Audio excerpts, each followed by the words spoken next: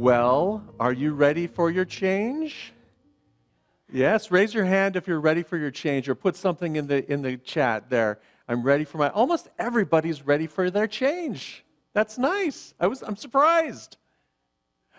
Because normally, a lot of times, not this group apparently, but a lot of times, people are more ready for other people or other things to change. Are you aware of that? Raise your hand if you're ready for others to change. It's okay. I'm raising my hand. That's right. Because so often we're looking at things from outside of us, right? We're looking at the world around us to change.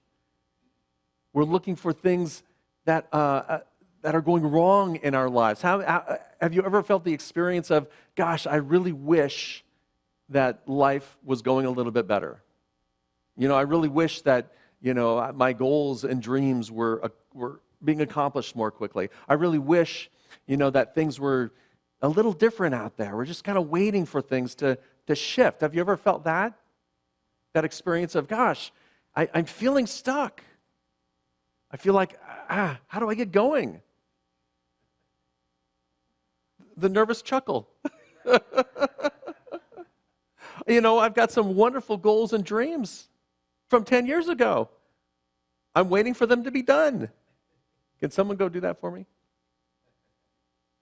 So often that we're looking outside of ourselves to find, the problems, or to find the solution, or to fix a problem that we see in the world, with all of the struggles that we are experiencing, with all of the stress that's going on. I'm supposed to take that off there. You can't hug me while I'm on stage. I'm sorry. There's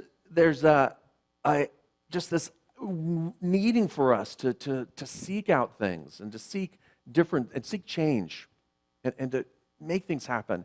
But the challenge is we're always looking outside of ourselves. And so the first step here is to realize, what is our real thinking. If you haven't made the progress that you have on your goal, if you haven't made the change that you're looking to have in your life, or in your relationship, or in your career, if you're struggling to move forward, then the first thing we have to do is become aware of what we're thinking about it. It's that third principle that Joe was talking about, the law of mind action, right? Those things that we think about, the ideas that are running through our heads, are what we focus on. And so when we're focused on the struggles and the stress and the not enoughs, then we're coming from a standpoint of not enough. And what are we creating in our lives? Not enough. More not enough. I've got a whole bag of not enough over here for you. So our goal here is to shift and to become aware of our thinking first and foremost. Now, this isn't always an easy thing to do, because when we're in the middle of something, right, our brain takes over, our amygdala takes over, and we're just focused on trying to fix the problem. I was speaking with a good friend of mine who is an executive in a high-tech company, and she was basically going from a small marketing department to a large marketing department with multiple products all of a sudden. So it's really like recreating a brand new department, a brand new organization. And the stress and strain of keeping up with, well, here's what we did in the past, and here's how we have to do things in the future. And that kind of change in our lives, and how much she was struggling in it. Not only to shift her own thinking about it, to shift then the company's thinking about it, because it's doing business a different way. What a great opportunity, right? The gift in it is the company's actually growing, so there's that opportunity, and the struggle of going from the way we were before and how we operated and what we did to a brand new way of thinking can be difficult. Now, we've experienced this over the last 3 years, haven't we? This idea of the pandemic. Life changed. And all of a sudden, we had to change with it. And those of us who struggled against the change, who got frustrated with it, felt more, what did you feel? More stress? More anxiety? More anger? More frustration? Until maybe you got to a point of apathy, of not caring. It's like, We'll have to figure it out tomorrow. Because that's simply that need to change and shift from what we were doing in the past and be willing to make that change. So the first step is to really identify what it is that we are holding on to. What are we resisting? Having that self-awareness to hear our thoughts will tell you what you're resisting. And the practice in unity that we talk about most often, or that I like to talk about, is this idea of non-resistance. Now, I had a discussion with someone else about the difference between non-resistance and allowing. So for me, they're two very different things. And if you can get a sense of this, allowing is this idea, at least in this person's mind and in my mind, of giving power over to the situation. I'm allowing it to be. I'm allowing this condition to be. I'm just allowing it because it is. So I'm allowing it to be. But that seemed to, in her mind, give more power to the situation. Non-resistance, on the other hand, doesn't give any power over to it. It's just stating the data. This is what I'm experiencing today. Without the story. Can you see the difference? And can you see how it feels differently in you? Here's the data, but the story is, well, I have to allow it. Well, I need to get over it. Well, I need to make some change. Well, all of the stories that we wrap around it, but non-resistance is simply acknowledging the presence of whatever is in your life at that present moment. Acknowledging and accepting, there's the word, acknowledging and not being resistant to your present state of mind. How about that one? Your present state of body, your present state of consciousness. It just is. Because once we acknowledge it and become aware of it, then we have the opportunity to change it. So she shifted from allowing to just non-resistance. And then what energy do you want to take into that? What happens, I think, is that when we get frustrated, when we get angry, that leads us down into that spiral, that low energy range when we are just, we feel drained. I sometimes I get to that point of, in my goals, my dreams, it's like, well, if I really want to do it, I've got to get up and I've got to do something. I have to take some action. Well, maybe I'll just take it tomorrow. It's okay if I, take a break today. And I was experiencing this all week. It's like, I normally, when I come up with the talk, I usually have the talk title and the affirmation up front by Monday-ish, so that I can give it to the musicians. And then the musicians can get inspired by that and tell me and create the music program that goes along with it. Well, late Monday, Margot sent me, hey, here's our set list. I'm like, oh, thank goodness. Now I don't have to stress about it. No, one of the things I recognize about myself is that my behavior pattern is it's that stress that gets me to move. So this morning I was like, well, what's my talk again? It wasn't that bad. But it did relieve some of that pressure. And then I was inspired by what they were writing, what they were coming forward with. And that led me to this talk and where we're at. So what I recognized is, and then yesterday I came in and just wrote down here the next 10 talks for the rest of the next couple of months. I don't know whether they'll happen in that order. I leave space for spirit to change. But I wrote them down. I was very inspired by it. Simply by not resisting, not getting stressed, and letting go of that fear. So letting go is a very important component. Now, you may talk about it in different ways. It may be forgiveness. That's a big word, and people don't usually like that word because it means I got to do some work. It may be the idea of just releasing something. Right, and releasing the allowing, or releasing the fear, not the fear, but the story around the fear.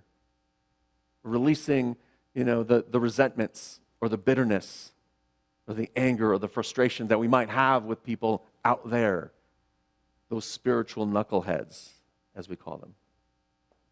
Releasing all of that within us, because what's happening is we are blocking ourselves from experiencing our good. We are blocking ourselves from taking that step forward by our own thinking and our own stories, by our low energy, by giving into the apathy, by giving into the resentment. Now, I've spoken to a lot of people about forgiveness. It's a common practice and a very important practice, because whenever we have some form of resentment or resistance to something or someone, there is a sense within us and something within us that needs to be forgiven, that needs to be released and let go. Forgiveness is that internal process of letting go of something. So again, this week I had written a letter and a card to Dr. Catherine Ponder. She's a Unity minister and author. You may have heard of her. She's written many books, The Dynamic Laws of Prosperity, The Prospering Power of Love, several books out there. And I wrote her a letter because I wanted to receive. In her book, she says, well, if you want this special advanced angel writing, letter, write to me. So I did. And you want to hear what she wrote back? Dear Mr. Riley, if there are times when your affirmative prayers do not seem to be answered, there can be a reason. Like, oh, wait a minute. I didn't say anything about my affirmative prayers not being answered. Perhaps you need to use the know power of the mind to free, cleanse, and release.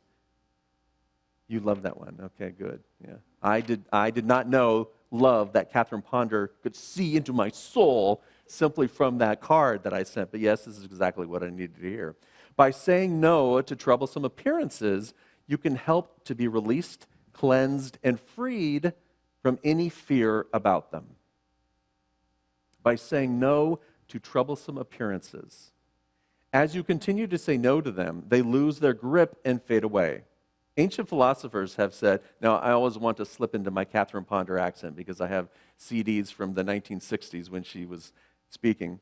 Now, friends, ancient philosophers said, the no power of the mind could clear out one's great difficulties. I believe it.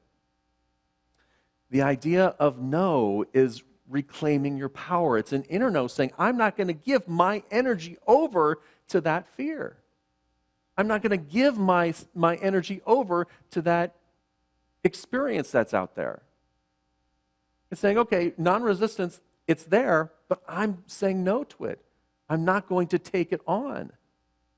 I'm not going to bring it and align with it and make it part of my I am, right? That I am consciousness. I'm going to say, okay, there it is, and I give no power to it. She had an affirmation at the end. In our prayer ministry, we shall be declaring that the no power of the mind is doing its perfect cleansing, freeing, releasing work in your mind, body, and affairs. You go forth to your good.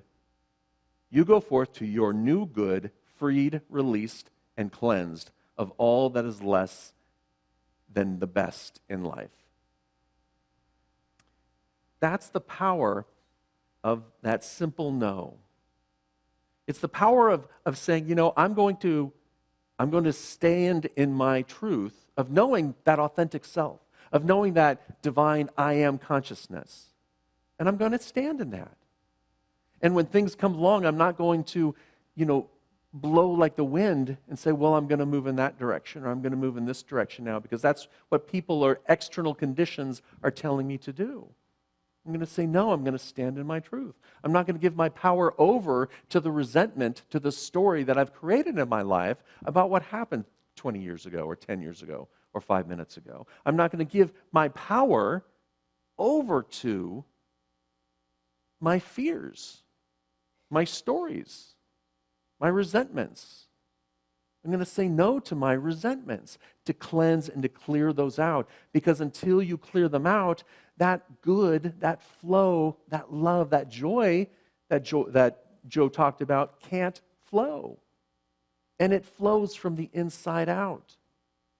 It always does. Sometimes we confuse the idea of this divine impulse, which is always calling us higher and leading us to our higher good and wanting us to stretch and to be more aligned with the I am principle. But we confuse that with, our desires out here. We confuse that with the things in life. And there's nothing wrong with things and desires and relationships and people and things out there. But when you make them the object of your joy, the source of your joy, then you are bound to be discouraged and disappointed at some point in time. Instead of making that situation, that person, that thing be the source of your joy, the source of your joy comes from within. And it's a perk. It's how that relationship is how it's expressed. You know, that the thrill of getting behind the wheel of that burnt orange McLaren, which I've never done, is how it's expressed. That new project that you're picking up is how it's expressed. The joy is expressed from the inside out. And when you come to that awareness, then any situation that comes along, you can stand in that joy even in the face of the storm. That no principle is I'm not letting my power go. I'm not giving it up. I'd like to read, I'm going to go to the idea of our willingness. The simple approach and the most effective approach that I've found is this idea of willingness. Because non-resistance can be a little difficult, right? That takes a little more understanding, a little higher energy level. But willingness is just the simple state of saying, I'm willing to let go. I'm willing to forgive. I'm willing to love. And what I have found is when we're in the middle of the anger and the frustration or the apathy or the shame or the guilt, just having a sense of willingness lifts us up. And energetically, it's like, oh, you know what? That's the power of no. I'm not giving my power over to this, and I'm willing to forgive. I'm willing to express harmony inside. I'm willing to have a sense of joy and oneness inside. I'm just willing to take one step forward. And that willingness lifts us up. So this week, practice when you find yourselves in those situations, those human situations that we all have, when you discover your thoughts around them, say, no, I'm not going to give my power over, and I'm willing to see this from a lens of harmony. I'm willing to see this through the lens of inner peace and joy. I'm willing to stand in that truth of who I am. Wayne Dyer, in his book, Change Your Thoughts, Living the Wisdom of the Tao, said, when expectations are shattered, practice allowing... I got to start over again because I lost my train of thought. Sorry. You're okay? Everyone good? Okay. When expectations are shattered, practice allowing that to be the way it is. So when expectations don't come true, when we're putting our joy out there and it doesn't come true for us, or something happens that demolishes it or that cracks it, just allow it to be. Don't resist it. Relax, let go, allow, and recognize that some of your desires are all about how you think your world should be rather than how it is in that moment. Become an astute observer. Judge less, listen more, and take time to open your mind to what is. Just be in the moment. He uses the word allow. I would replace it with non-resistant for me, because it's just simply what is. That helps me to recognize this is just what is in this present moment. And that takes away any of the hooks in me, right, that want to pull me into this scenario, this storm, this story. So use the power of no. Become aware of your thoughts and have a willingness to be there, a willingness to show up. I'd like to read a poem by the great and famous Unity author Joyce Riley, a.k.a. Mom. It's called I Asked by Joyce Riley. Where is that place where I am at home, wrapped in love and never alone? Where is that place where I find joy of heart and peace of mind? I asked and looked until I could see the blessings I sought were hid in me, waiting for me to see them, waiting for me to be them, waiting for me to start living and loving with the whole of my heart. Now I pray to be centered always, blessed Spirit, in thee.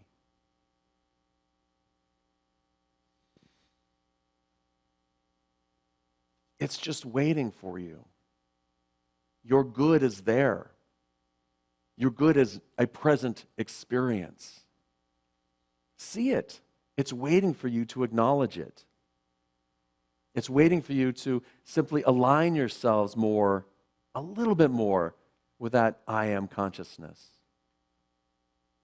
And what you'll find is that all of the muck and the clogged flow from resentment and anger and frustration melt away. And that love flows freely. That harmony, that good, whatever you want to call it, that expression of abundance flows freely through you. It's waiting for you. It's ready. It's like Spirit saying, okay, here's your good. You ready? Oh, you're not ready yet. Okay. It's okay. I've got eternity. It's just waiting for us to say yes, to be open to it, to be accepting of it. It's waiting for you. Are you ready? Are you ready to make that change?